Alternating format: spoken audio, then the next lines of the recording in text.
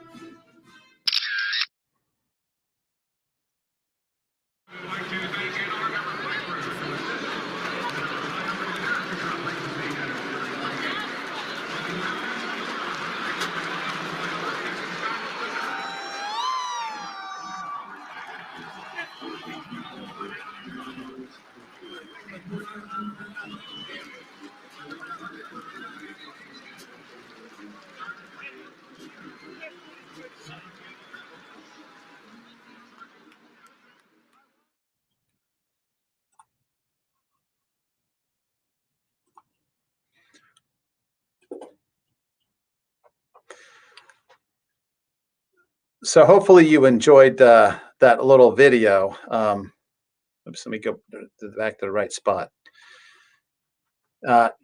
He started doing push-ups probably when he was 85 or 86. I don't know what made him want to do that, but Ohio State played in the national championship a few months ago, and he was still doing push-ups at the age of 94. He has more difficulty getting up and down from the floor than he has with the push-ups, but it puts a lot of pressure on me. I know he's doing push-ups for every touchdown, and I feel very guilty if I'm not doing them too. I'm obviously much younger. So again, the point is that any age we can do things we never thought we would ever do if we let our mind believe that we can do it. So this last week, just as a brief review, I ask you to eliminate 3 food types from your diet, or at least be aware of those by reading your food labels: enriched flour, high fructose corn syrup, and hydrogenated or partially hydrogenated fats, particularly trans fats. And hopefully now when you see these 3 words, there's a couple things that come to mind. When you see enriched, from what I showed you a couple weeks ago, it should be a reminder that it is deficient in micronutrients. When you see high fructose corn syrup, you should think it stimulates insulin release, which causes fat synthesis and weight gain, increases your appetite. When you see hydrogenated or partially hydrogenated fats, you should think these are abnormal fats that are not found in nature, that when they get embedded in our cell membranes, they change the communication of physiology in our cells, and that causes lots of problems. Okay, so let's quickly review the 4 topics from last week. First, we talked about oxidative stress, and I explained to you what a free radical was. A free radical is an unpaired electron that steals electrons from neighboring atoms. So if it's unpaired and it steals, it's bad, because anything that steals is bad. Antioxidants have an extra electron that they can donate, and so to give is usually a good thing. When it gives this extra electron, it maintains its neutrality. It's stable, but it stops the nuclear reaction, so to speak, that happens in our cells if this goes unchecked. So this is why antioxidants are so important. This is also why free radicals are the vehicle of oxidative stress. Another word for oxidative stress is inflammation or chronic inflammation. And from that, you can go to all these diseases that are associated with chronic inflammation. We can call this oxidative stress. But really what's happening is there's an excessive exposure to free radicals that the body is unable to neutralize. And so this is where the disease process begins and propagates. So we talked about the fact that there's this battle between oxidation, which is aging, and antioxidation, which is is life-giving, it's life-sustaining. So normal metabolism is part of this oxidative process. Exercise adds more oxidative stress. But that's okay. This is a balance. And if that's the only exposure we have, if we eat nature's foods, plenty of raw fruits and vegetables and nuts and seeds and beans, we will get enough antioxidants in our diet to be able to overcome the stresses of everyday life. However, if we are exposing ourselves to toxins, whether they're tobacco, drugs, alcohol, medication, or the big category of these man-made chemicals that have entered our environment that weren't here 100 or 200 years ago, there's all kinds of toxins. These add additional stresses to our body that is really invisible, and most of us are not even aware of it. In addition to that, we have ionizing radiation.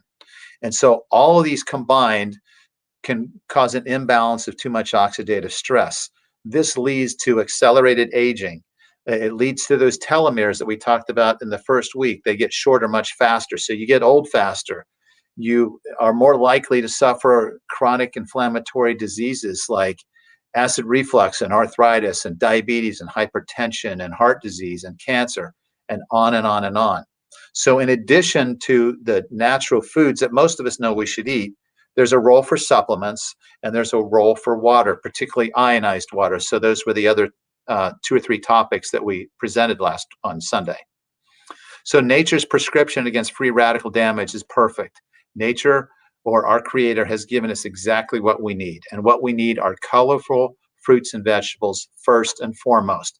These foods are loaded in antioxidants. And when we chew them, and we chew them well and swallow them, we get all the antioxidants that nature intended us to have.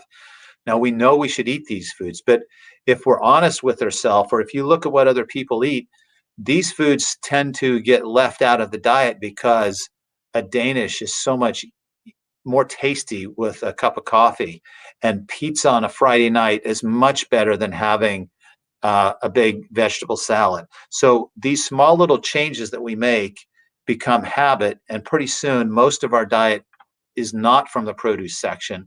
It's from fast foods, it's from restaurants, and it's from packaged foods that have no antioxidants in them. So when we talked about healing foods, these are just some images, and healing foods are rich in antioxidants. They have a lot of vitamins, minerals, and fiber. They contain the sun's energy. It's like it's storing the sun's energy, and when we chew it, it releases that energy and it enlivens our cells and our bodies. They are also enlivened with enzymes, and when we chew these foods, these enzymes that are inherent in nature's foods, in nature's plants, they help the digestive process much better than if we're putting something in a microwave oven to heat it up, or we're making macaroni and cheese and we're heating it up on the stove. There's no enzymes in macaroni and cheese. There's plenty of enzymes in fruits and vegetables. And when we eat them raw, particularly, we release them and they help us digest the food and extract the nutrients that are in them. But we have to be careful that we eat foods that are not full of pesticides or that have been genetically modified. And sometimes that's impossible to do. But we at least need to be aware that pesticides are prevalent and genetically modified foods are also very common, and do our best to eliminate these as much as we can from our diet. So this healing foods, this topic is pretty easy. There's nothing too fancy about it. If you look at the base of this pyramid, what you're seeing are colorful vegetables. This is what should be on half of our plate every time we eat. Then the next layer up, we've got a little bit of whole grains, we've got a little bit of beans, we've got some nuts and seeds. And then the next level up is nature's dessert, and these are the fruits. The berry family is always an excellent choice because it's low in sugar and high in antioxidants. These other fruits that many of us like, the pineapple and watermelon and orange and bananas, those are all good fruits to have also, but they have more sugar. So if you're trying to lose weight, you need to be careful that this is not your primary source of fruits. And then on the top, there is room, in my opinion, for animal proteins. So eggs and fish and beef and dairy and other animal products. I don't think there's a particularly problem with that, but we need to keep that more to a minimum. And we talked about healing water, which is kind of a different subject that many of you probably are not aware of. And the reason we need it is because we're a biochemical reaction. And adults are, especially the elderly, have much less water than young children and babies do.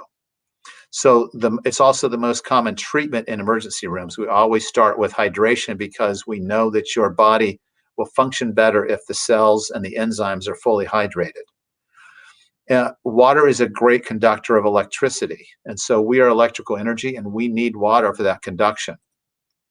We also know that the blood is made up of water, and the blood is the life of our bodies, and both spiritually and physically, and it stores its energy in water. I mentioned the research from Dr. Pollack, and he's written several books, but what he says about water as someone who's devoted his whole life to the chemistry of water is that we know water exists as a gas, liquid, and solid. We all know that: steam, water, and ice. But he has evidence that there's this fourth phase of water that occurs at the interface of all water. So he calls this water structured water, or liquid crystal water. And so he's written a book about this fourth phase of water, and he explains it really well in his book. And I know some of you won't like this, but some of you might be able to catch on to this image. This is showing us, if you were to drink water out of a bottle or out of your faucet, you would have water molecules in it, and you'd have negatively charged particles like chlorine, or chloride ion. And then you have positively charged ions like magnesium and calcium and sodium, and those get all mixed together.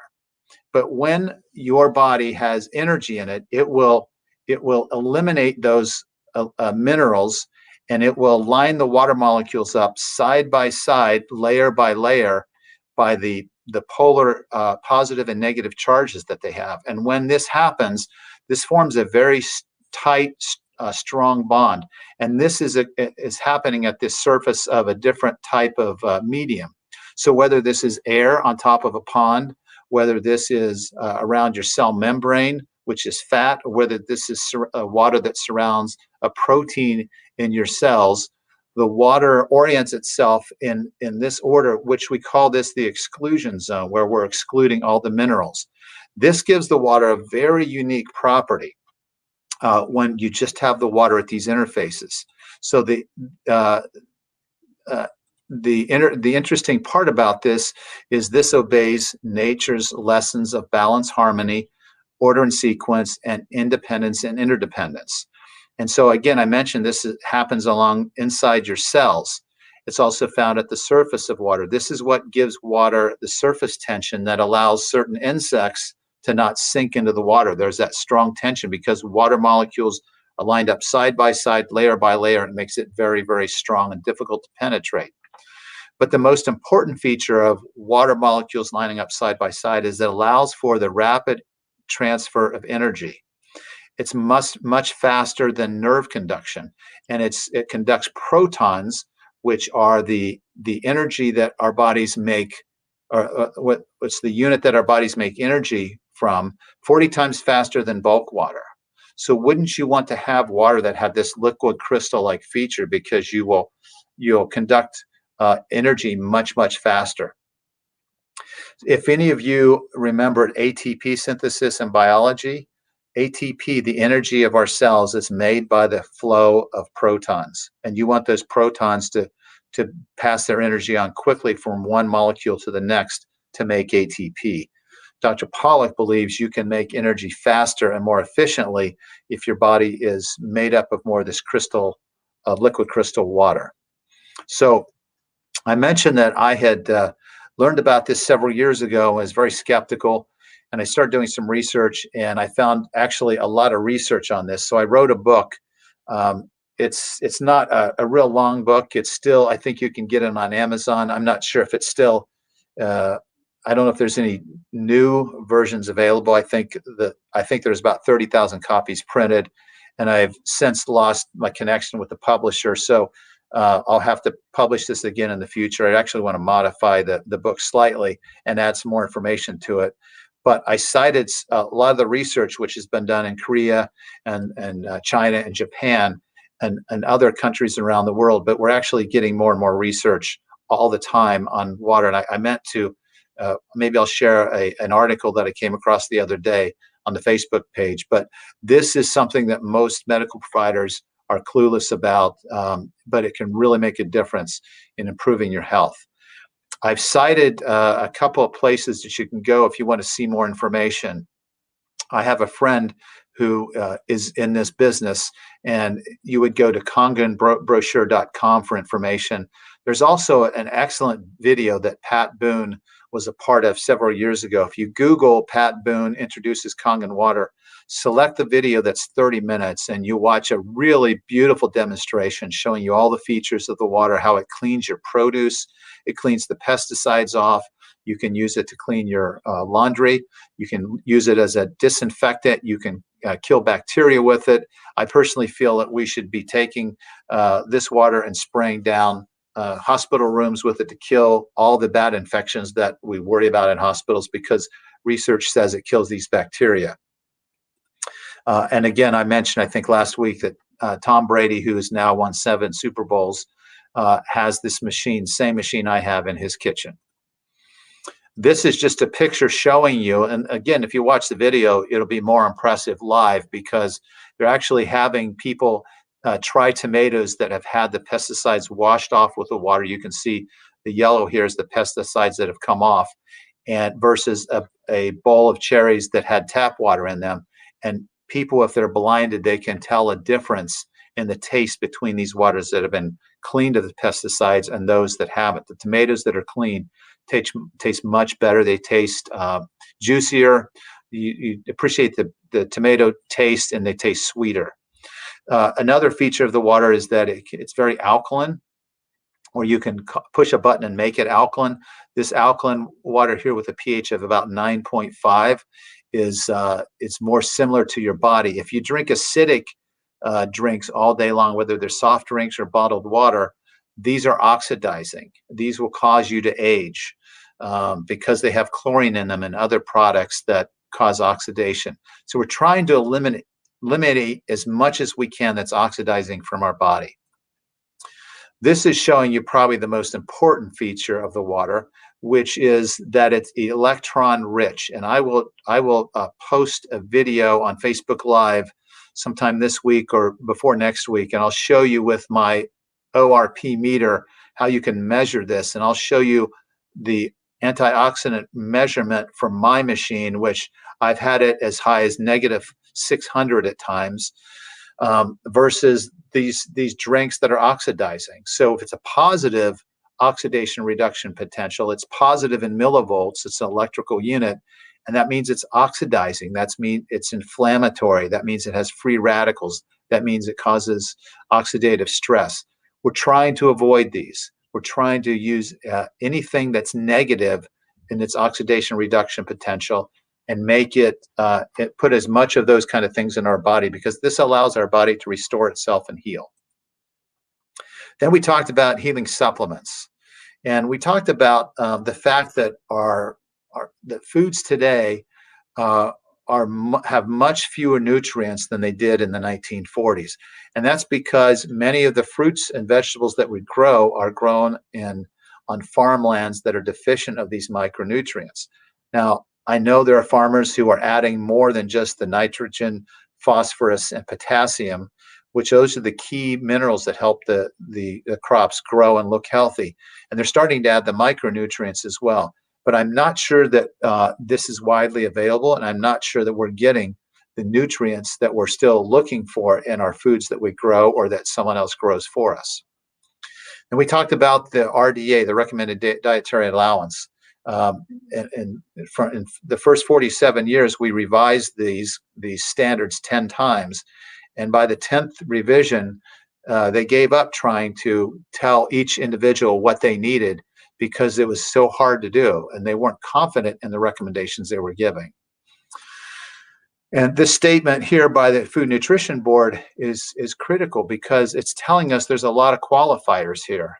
This was a panel of scientific experts who were doing the best they could with the information at that time, and they were trying to tell us what the level of adequate nutrients would be for practically all healthy persons.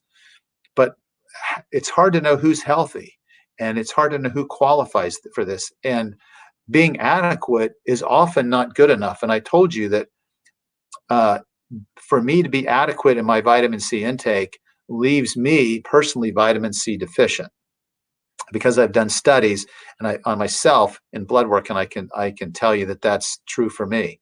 So this 10th edition states that the RDAs are neither minimal requirements nor necessarily optimal levels of intake. It's not possible at this time to tell you what your optimal level is. And this is critical because this point here, the RDAs reflect the needs of healthy populations, not individuals. This is right out of this book from my graduate school days. This book right here, I took it right out of here. So it's hard for people to understand the RDAs were meant for populations. It was never intended to tell an individual what their nutritional needs are. So we just kind of group these together, and okay, this is the elderly population. These are the infants, the young children, the elementary school age children, the teenagers, the pregnant women, the lactating women, middle-aged adults. And that's the best we can do, but that's still very inferior and not optimal in telling us what we each need. So why do we need supplements? Well, because we're malnourished. And if you look at your workbook on page 87, I've listed several commonly used medications and the nutritional implications, the nutritional deficiencies that they can elicit if you use them long term. And many of our medical providers aren't aware of this. And you'll see some common, as you look at that table on page 87, you'll see some common nutrients that these medications deplete, particularly CoQ10 and magnesium. So we'll talk about those in just a minute. We'll review some of those with you in a minute. So aging and environmental exposures result in oxidative damage or free radical destruction, and this damages the DNA, proteins, and fatty acids in our cells. So we need to restore those. We need to protect those. So we need plenty of vitamins and minerals and antioxidants because they all play a role in repairing our injured cells. So these are some common nutrients that we talked about. Now, I didn't quite group it this way, but I thought this might be a simpler way for you to look at it. The most common water-soluble vitamin deficiency are the B vitamins: B12, folic acid, B6, thiamine, riboflavin, biotin. There's a whole cascade of B vitamins. And rather than saying you should have a B12 injection every day or take some folic acid, it's my feeling that we should all take a B complex every day and get all of them, get a nice mixture of all of them. And you should all know why we're vitamin B deficient now, right? Because I showed you that slide with whole wheat nutrition and the 1942, the Enrichment Act said that we had to add back vitamins that were stripped out of the milling process from whole grain. So that's riboflavin and iron and thiamine and B6, thiamine, ribin, iron, and folic acid. I'm kind of stumbling here on those four. But if you remember that slide, many of those other micronutrients were taken out and not restored. The folic acid level was not restored to a high level. Magnesium was completely forgotten. Manganese was forgotten. Cobalt was forgotten. Selenium and zinc, those were all not mentioned, and we don't know how deficient those have caused us to be. So when you see an enriched product, and we'll talk about this in 2 weeks when we do food labels, you'll see that what this really means, it's only enriched in the 4 that were mandated by the Enrichment Act, and all the other vitamins and micronutrients and trace elements were left out. If you have high homocysteine levels, this suggests that you need more B vitamins. So take a B complex. The second most common water-soluble vitamin deficiency is vitamin C. And as I said, many of us have requirements much higher than what the RDA tells us. The most common fat-soluble vitamin deficiency is vitamin D3. I can tell you from experience and measuring these numbers in my patients, only 5% of my patients have levels that are even close to being optimal. Almost everyone is less than 30. I'd say at least 50% of you have levels that are less than 30, and the other 50% are probably in the 30s. And the optimal level is 50 to 80 is the number you're looking for. So have that checked. And if you are below 30, you're going to need 10,000 units a day of vitamin D3. There's no question. Most providers are afraid to prescribe or recommend that much, but I think this is optimal. You are not going to hurt yourself with vitamin D supplementation. If your blood level is 200, which you would have to take an awful lot of vitamin D to get there, then we might start worrying about kidney stones and other problems. But I've never had anyone over 110, and my target for all of us is a level between 50 and 80. So most of us are going to need 5 to 10,000 units a day. I get mine for NutraScriptives. A 5,000 unit capsule is pretty small, easy to swallow. The most common mineral deficiency is magnesium.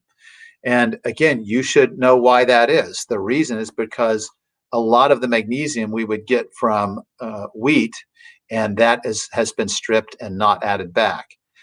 The most important thing I'll tell you about magnesium deficiency is when you're replacing it, please do not use magnesium oxide. You will find that at every drugstore, at every health food store. This is a very, very poor quality magnesium that's not absorbed. You really want to get magnesium glycinate. This is the superior form of magnesium that absorbs well. If you have leg cramps at night, if you have muscle twitches, if you have heart rhythm disturbances, I strongly encourage you to take at least 1 or 2 of these a day. And most of you with muscle cramps at night, if you take magnesium at bedtime, you will have these cramps eliminated. The most common trace element deficiency is selenium. Our soil is very deficient in certain areas of the country, especially the Midwest, in selenium, and it's not being replaced adequately. Selenium is really important for some antioxidant enzymes that I think I shared with you in the Sunday presentation. Then we need to think about some of the best antioxidants. And so I listed nitric oxide as probably the best antioxidant. And I think I illustrated this in the previous week, that it actually has an electron it can donate and it remains neutral. So nitric oxide is a powerful chemical that's good for delivering blood to all parts of our body and restoring blood flow and carrying oxygen and allowing the oxygen release into our cells. And so this Neo 40 product that I mentioned is available at Mako's, has been selling off the shelf. In just 1 week, I think there's only maybe 1 box left. So they will be ordering more of the Neo 40, and it will be $89, I believe, for a box of 60 lozenges. There are some other very good antioxidants. I personally take turmeric, 1 or 2 capsules a day, but you can take fish oil, CoQ10, alpha lipoic acid. If you take a cholesterol medicine, a statin, you definitely need to take CoQ10, probably 200 milligrams a day minimum, because these statins will deplete CoQ10. And this is why many people don't tolerate the statins. They have muscle pains, joint pains. They feel tired. They feel achy. It's because we're depleting a chemical that helps you make energy. We talked briefly about probiotics and food enzymes. Probiotics should be taken anytime you have an infection that requires an antibiotic. Probiotics should be considered when you have heartburn, when you have digestive issues, when you're having diarrhea. You need to put those healthy bacteria back in your gut. And food enzymes could be used for acid reflux and for other digestive problems, because they actually help you digest the food if you're not making enough of the enzymes in your own digestive tract. This is just to show you what happens with homocysteine. Now, I think I mentioned this to you, that both my parents have had open heart surgery, one at 84, the other at 79. I checked their homocysteine level, which you can see right here in the middle. If I can get my pointer there. There it is. There's homocysteine. Their levels are high. my levels are high. Then I learned about this chemistry a little bit further, and I checked this. I checked the enzyme that makes this molecule, and all three of us have a defect in this enzyme. It's a genetic defect. It's called a SNP, a single nuclear polymorphism, where it's not fully operational. And so we only make this 60% of the time. And it turns out that 25% of Americans have this. Now, if you can't make this molecule, as you could see it's supposed to go this direction, then this part of the cycle slows down. If this cycle slows down, then homocysteine, which is supposed to be converted into methionine, doesn't happen 100% of the time. It happens 60% of the time, at least theoretically. So homocysteine builds up. This injures the lining of the arteries and leads to heart disease. So having this genetic defect can actually lead to heart disease. So if you look at these homocysteine levels, if you measure it, it should be less than 7.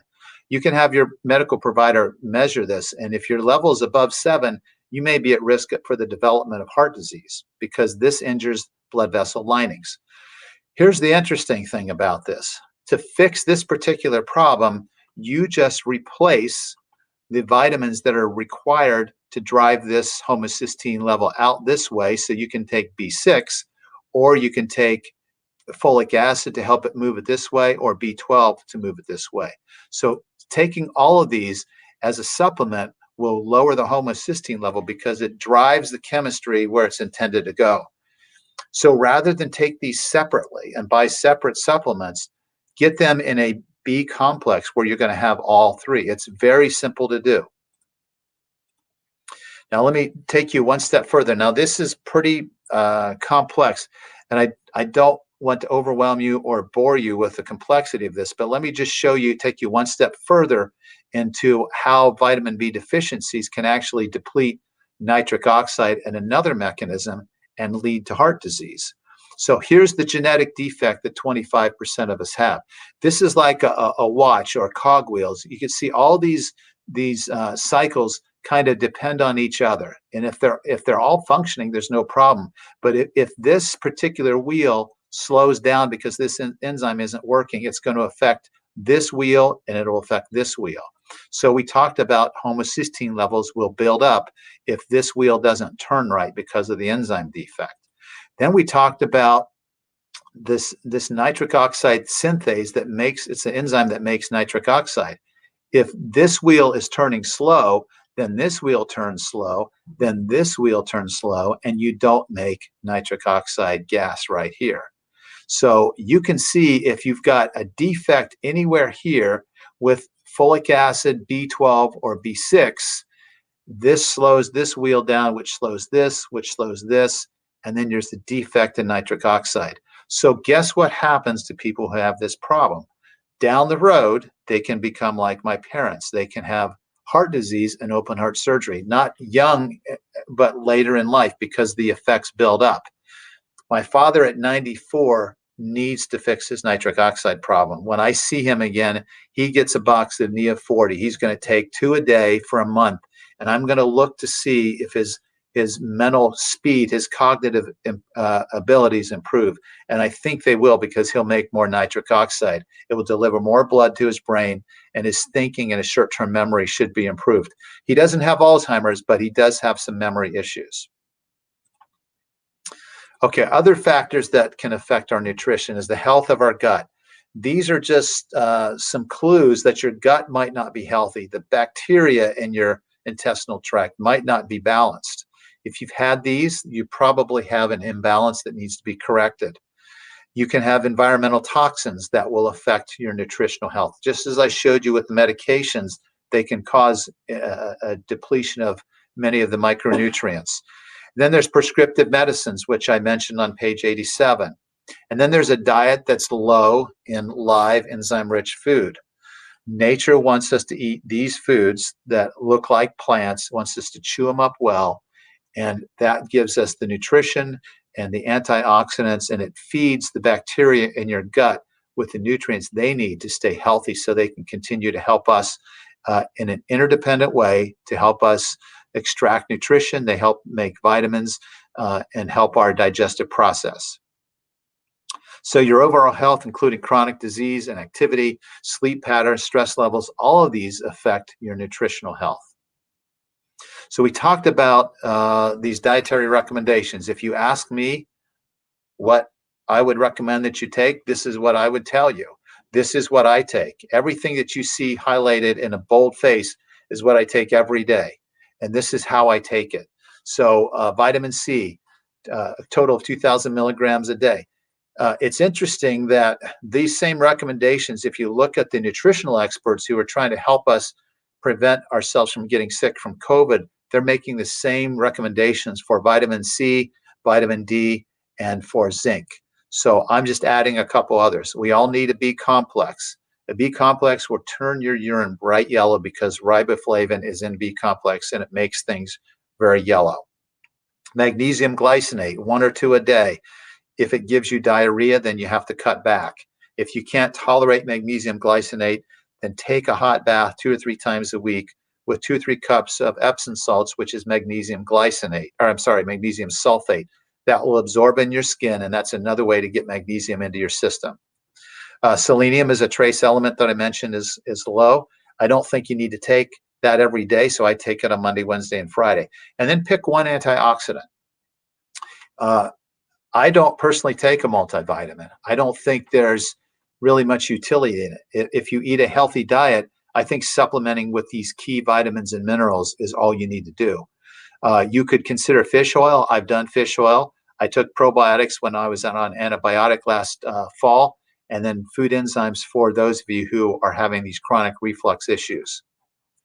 So this is just, again, a review of the labs that I had checked for myself. Before I was doing things the way I should, my homocysteine level was too high, you can see. So what was that causing? It was probably causing nitric oxide production to be impaired. Now, this was about 10 years ago for me. My arteries were still really healthy, relatively healthy. I wasn't having any symptoms of nitric oxide deficiency. But I can tell you now at 60, if I'm not careful, I'm starting to feel some of those defects because of the aging process. My C-reactive protein, which is a marker of inflammation in your arteries, was slightly elevated. My good cholesterol was low. My bad cholesterol was too high. My vitamin D3 level is like everybody else in Ohio who lives in this cloudy state where we don't see the sun very often. That was way too low. My triglycerides were okay. My insulin was not bad, but it was not conducive to weight loss. My A1C, which is a 3-month marker of my blood sugar, was not too bad. So I took the easy route. I was exercising. I thought, I want to get some of this weight off. I'm going to take the supplements on the previous page and see what happens. Well, look what happened with my B complex. Homocysteine levels came right down. I replaced folic acid, B12, and B6 with my B complex. Drove that reaction perfect to get rid of homocysteine. My C-reactive protein came down because of the turmeric and the fish oil I was taking. The good cholesterol didn't change. The fish oil brought my bad cholesterol down 14 points. That's really not that impressive, but that's the best you're going to get with fish oil supplements. And this was the equivalent of 5 big gel caps a day. I was taking it as a teaspoon of fish oil, and it really didn't come down much.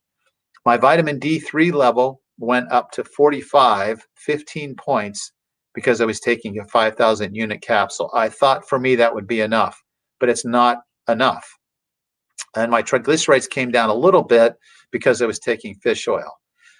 So I was happy about some of the results. I was not happy about the weight loss, and I saw that there were still improvements to be made. So I doubled up on the vitamin D. I started taking 10,000 units a day. But the most important thing I did was I started eating the foods we've talked about, the plant foods. Look what happens. With one exception, the homocysteine levels went back up because, like many of you, I just got tired of taking all these supplements. I wasn't sure it was going to make a difference. I didn't feel any different. But as soon as I stopped the B complex, my homocysteine level went back up. And I know that I cannot live without a B complex every day if I want to protect myself from heart disease. The C-reactive protein stayed down beautifully. Very little inflammation in my arteries. A CAT scan of my arteries, the last 2 times I've had them done, has showed there's very little plaque in the arteries. So I feel pretty good about that. Eating plant-based diet, and I was still eating meat and animal proteins, but much less, eating mostly vegetables. My good cholesterol went up, and my LDL, the bad cholesterol, came down right where it needs to be, under 100. My vitamin D3 level went up because I had to supplement with 10,000 units a day. Triglycerides came down further. Look at my insulin level.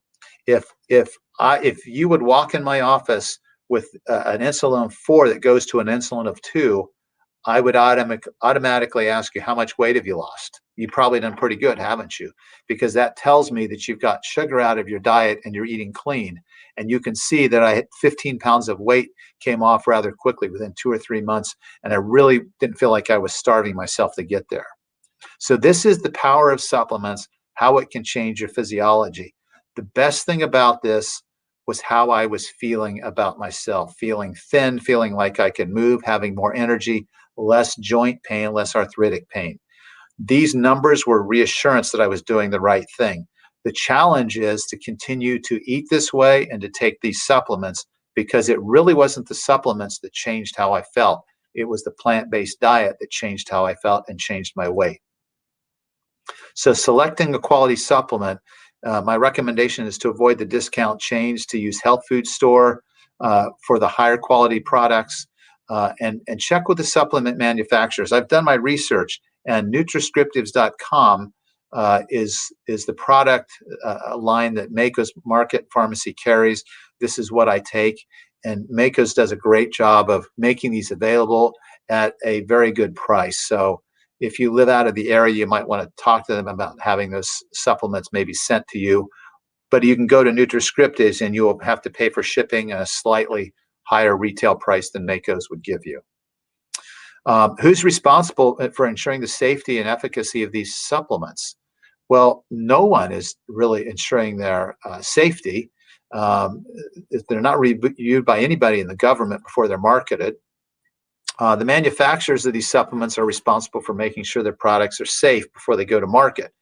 And you need to learn about the product that you're purchasing, what you expect it to do, and try to get some education so that you're getting the best product. This can be overwhelming, even for somebody that spent many years studying nutrition. I really have to ask a lot of questions at times about supplements, and I have to ask different manufacturers why they did this and why they did this. So that's why I'm telling you, if you use the Nutriscriptive product, you're getting a very good product line and you won't have to worry about quality. And then check with the manufacturer to find out the answer to these questions. I'm not going to read these, but all of these are important when you're selecting a product. I can tell you that the Vitamin Shop, which is a national chain, when I was on vacation one year, I just was killing time at an outdoor mall, and I walked in the Vitamin Shop to look at some of their products. I was shocked at how it was all about marketing. There was no product that I could find in the Vitamin Shop that I would spend any money on. So again, it's just a national chain with the ability to market well, but I didn't think the quality, at least on the products that I looked at, which is probably a half dozen, there was nothing in there that was impressive at all, either the amount or the type of supplement that they were marketing. So we go back to, how are you going to heal? What medicine are you going to take? And I would say, let food be your medicine. We have a past participant who reversed his diabetes and lost about 40 pounds. And that's exactly what he says. He'll show you a bag full of the medication he took and a bag full of his current medication, which are raw vegetables. And he'll eat 2 or 3 cups a day, not because he loves it, but because that's his medicine. If the medicine doesn't taste good, then you might as well make it vegetables that you don't like, because they will help you heal. They'll help you lose weight, and you'll get off of the prescription medicines that cost you money, give you side effects, and most of the time don't reverse your disease. So this is the image of this lecture: healing with food primarily, healing with the cleanest water you can get. So these were the assignments: to start doing the intermittent fasting, to not eat 3 hours before going to bed, and to try to eat 2 vegetable servings a day and 4 vegetable servings and 2 fruit servings. And now with this knowledge, you're empowered to eat out at a restaurant and make wise decisions. Okay, so next week, we're going to talk about how to apply this with the foods that we eat, with the selections we eat, how to put a meal together that's palatable and to make it nutritious and make it tasty. So next week will be the application phase of what we've been talking about. So let me see if I can stop this share, and then we'll entertain some questions. Multiple spots. Oh, I've been well. I've been playing corner since I got here, but learning safety now. Just let me turn off Sean Wade here. I don't know why he interrupted our little message here, but he was a good defensive back at Ohio State, but he's graduated. So let's stay focused here on Fit for Life. Let's see if I can figure out how to turn this off.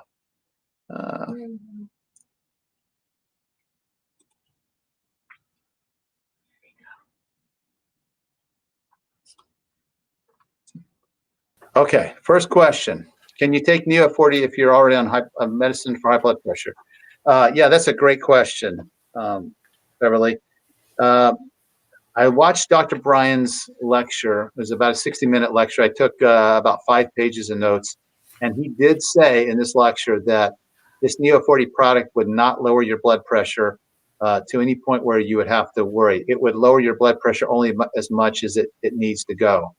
So if you still have some concern, rather than take it twice a day, I would take it once a day for maybe a week and reassure yourself that your blood pressure isn't too low. You have to, I don't want anybody to get the impression that if your blood pressure is 30 points too high, that it's going to put you down to the normal range. Some people will have a better response. It may be 5 points. It could be as good as 15 points, but it's not going to drop it to the floor. And it's probably not going to cause you any symptoms if you take it. So again, if there's concern, just try it once a day and get the reassurance that you're okay with it. It's not going to lower it. This question is 2 parts. Yeah, I would take that, Debbie. I would try it again. If you feel like you're lightheaded after you've taken it, then and your blood pressure is lower, then you wouldn't take it. But according to Dr. Bryan, he says it doesn't lower the blood pressure too much. So I wouldn't be afraid of it. Do you need to, oops, what was the other part to that question? Sorry. Getting back to it. Okay, well, yeah, if it drops your blood pressure too low, you will feel lightheaded, you'll feel dizzy. So again, I would probably, if you're going to experiment with it and you're worried about that, don't do it on a day where you're going to exercise and maybe have even a lower blood pressure. So do it on a day where you're not going to do too much and make sure you tolerate it. But I wouldn't anticipate a problem with it. Soy milk for a plant-based milk. Yeah, I think that's a pretty good choice. Soy milk has more protein than the other milks, the almond milk and the rice milk. So if you're trying to get protein in your milk source, that soy milk would probably be the best one to choose. No, reheating in the food does not destroy vitamins, minerals. It doesn't destroy the fiber, the proteins. It makes the proteins a little harder to digest because you're changing the structure of the protein. So, but it does destroy the antioxidants. So it's not the worst thing that you can do. But I would just try to use the microwave as little as you can.